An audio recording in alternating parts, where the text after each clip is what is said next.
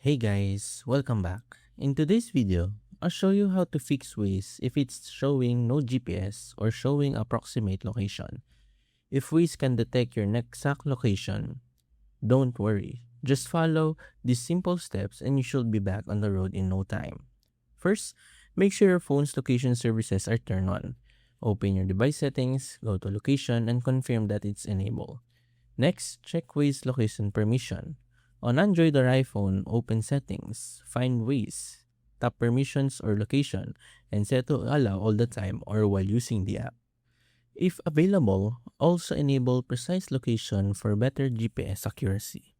After that, turn your GPS off for a few seconds, then turn it back on. This refreshes your phone's location signal and often fixes temporary GPS issues.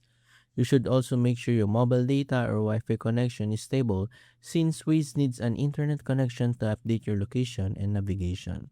If the problem continues, restart your phone and open Waze again. You can also check if there's an available update for the app, as newer versions often include bug fixes for GPS and location problems.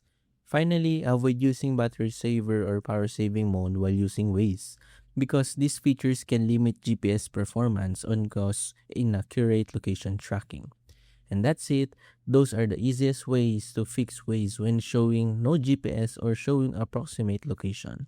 If this video helped you, don't forget to like, subscribe, and I'll see you in the next one.